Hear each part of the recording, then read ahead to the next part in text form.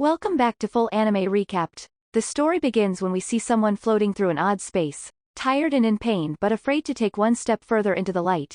This person is then reincarnated into a mystical world in the form of a baby at a temple. He still has memories from his previous life, but they are distant and vague. He sees three scary and powerful-looking beings around him, a skeleton, a mummy and a specter, so he cries violently as he is terrified thinking they're going to kill him. However, they end up raising and caring for him. They gave him the name Will, and when he turns 6 months old, he can now generally understand the language of this world. Although he can't speak yet, the mummy takes him outside the temple for the first time. Will begins to cry because the outside world is so beautiful. At first he thought he was in hell being punished after living such a hopelessly vague life, but realizes he was wrong. This is no punishment but the grace of God. By the time he was 3 years old, he was already able to read and write like an adult. The specter, whose name is Gus, teaches him the history of this world and the knowledge of magic. Will finds Gus to be a little eccentric and overbearing, but smarter than anyone else he'd met. Gus teaches Willow the power of words. He explains that these words, whether spoken or written, have power. For example, if you write the word Ignis, it defines the existence of fire, but when followed by the word erasure, the fire is extinguished. The mummy then takes Will to a room where there are several statues of the gods they worship: the god of justice and lightning called Volt, the Earth Mother called Mater, and the god of fire and technology called Blaze. There are a few more, but one statue in particular catches his attention: the goddess of light called Gracefeel, who is the child of the lightning god Volt and Earth Mother Mater. The mummy, whose name is Mary, explains that the Earth Mother Mater is the god of child rearing and the bounties of the earth. Therefore she feels that Mater is the most important goddess, adding that she is particularly revered by people in rural areas. We'll ask Mary if she prays to the Earth Mother every day, but she avoids the question by telling him it's time to eat. At dinner, the skeleton called Blood tells Will that when he's a bit older he'll teach him how to hunt. However, Gus wants Will to focus on learning magic first, saying that he might be just as much a genius as him.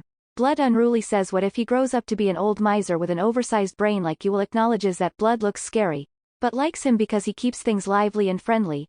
Mary always brings with some bread with meals, so he asks her where she gets it from, but she tells him it's a secret. The three of them keep many secrets, like why they live here, why are there no other humans apart from Will, and why are they undead. Will has never met anyone but the three of them since he was born. He has so many questions, but can't bring himself to ask them because he's keeping a secret from them himself, that he is a human with memories of his previous life. When Will is a little older, he undergoes arduous training with Blood. He says, we gotta build your muscle and stamina first, as skills are useless without the muscle to back them up. Blood also teaches Will of swordsmanship and how to hunt in the forest. Dust teaches him magic. He is working on his pronunciation, telling him that words have fluctuations and that no one can say a word in exactly the same way twice. Dust says he'll start by learning how to use minor magic skillfully and accurately, but needs to try his best to get by without using it.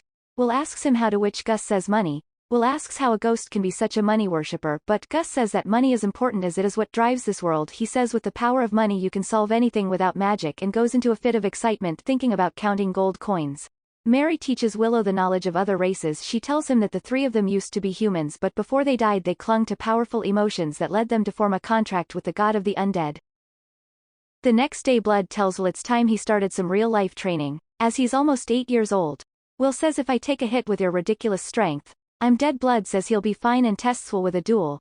Will can use a combination of magic and swordsmanship to put up a good fight with Blood. He uses the power of the words well, but due to his lack of combat experience, he's unable to defeat Blood. Blood says he's got a long way to go, but frankly he is surprised at how well he is progressing. Will then learns that Gus was once hailed as the Wandering Sage. He's exterminated monsters, calmed raging rivers, and rediscovered ancient languages. Blood was once known as the War Ogre, and Mary was known as the daughter of Mater. Although they're undead, Will considers them his family. Blood as his foster father, Mary as his foster mother, and Gus as his foster grandfather. One day when Will returned from training, he sees Mary bringing a piece of bread from a room. Although he was told not to enter that room, he is too curious, and upon entering, he sees Mary's whole body surrounded by fire. Afraid that Mary will die, he rushes to save her but ends up hurting his arms badly. His little arms hit severe third-degree burns, and Mary blames herself for keeping secrets. Although his hands can recover, the scarring left behind will be unavoidable. Gus explains that the bread is a gift from the Earth Mother Mater, which prompts the question from Will, why did you burn? Mary explains that it's because she betrayed the Earth Mother Mater by becoming an undead, the impure god of death called Stagnate, as the Earth Mother Mater's enemy, and since the three of them formed a contract with him, just coming in contact with Mater's divine presence causes them to burn. 5 years pass and Will is 13 years old, thus his training is becoming more and more difficult. Blood captures a low-ranked demon's corpse for Will to practice against, and he easily defeats it with a slash that surprised Blood.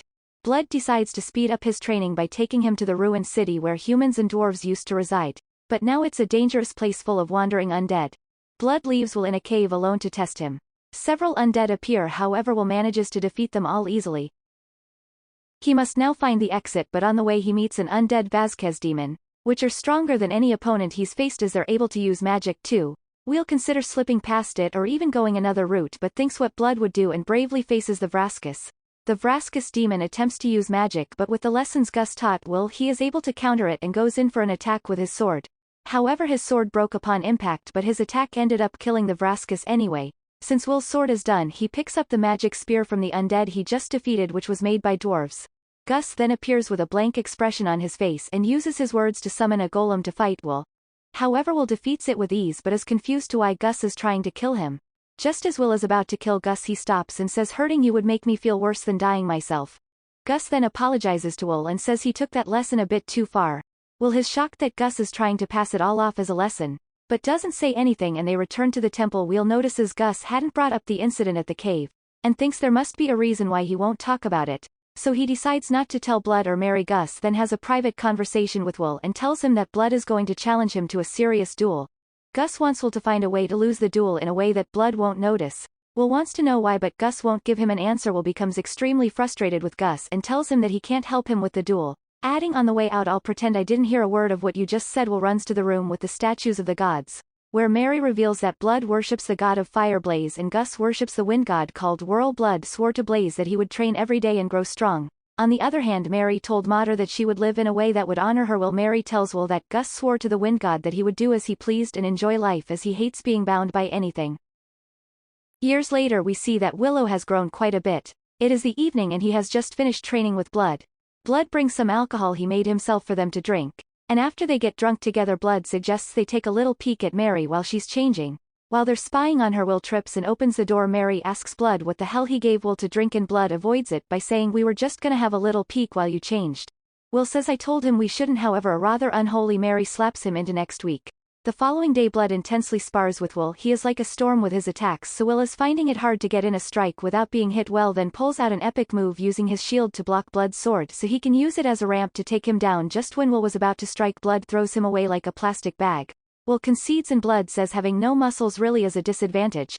Blood then gives Will a surprise gift, the most powerful of all the demon blades he owns. Will is confused because he didn't even win, but Blood explains that it's to mark his new independence. The sword is called Overeater, and if a living being is cut with this blade, its wielder recovers life force with each cut. He also says that the more he uses it, the more dependent he'll become until he's so weak that there's nothing left of him, and that's probably part of what makes it a demon blade. Now Will is old enough. Mary and Blood decide to tell him the secrets about the king among demon kings, who tried to conquer their continent. About 200 years ago, the demon kings led a great uprising. An army of countless demons invaded the continent, so the place was crawling with demon kings and generals. These swarms of demons offered up massive amounts of flesh and blood in a number of great rituals to their deity, the god of dimensions. The High King went on a rampage in their continent, and Blood explains that his nicknames don't even come close to the truth, adding that his abilities were absolutely insane. He could turn any blood he shed into soldiers and any flesh cut from his body into commanders, in unlimited amounts. In other words, he made demons from his own flesh and blood. Only blades can harm him. Arrows and magic wouldn't even leave a mark. Blood says his weapon of choice was Overeater, which shocks Will. Mary explains that eventually he came to be called the High King, meaning the king of all kings. Blood says that even with the help of Gus's magic and Mary's blessing, he was no match for the High King, and because he is an undead he can't grow, therefore his sword skills can't improve any further. Since they couldn't kill the High King, Mary and Gus placed a seal on him, and the High King was sealed deep beneath this land. We then discover that Gus, Mary and Blood are bound to this city by their contract with Stagnate. If they agreed to join his army of undead, he'd kill all the demons that were in the city and allow them to defend the seal in their immortal bodies. Will figures out that he was meant to be a sacrifice to break the High King's seal. However, after the demons that brought Will to them were slain, they decided to keep him and raise him like one of their own. They thought humanity had gone extinct, but the fact that the demons were able to bring him there means there must be a place inhabited by humans close by. And so Will now knows why he is there. He's about to head into a nation of people who survived the Great Uprising. A few moments later, Mary and Blood tell Will they love him and how he is a strong, clever boy. Will is confused to why it sounds like they're saying their last goodbyes.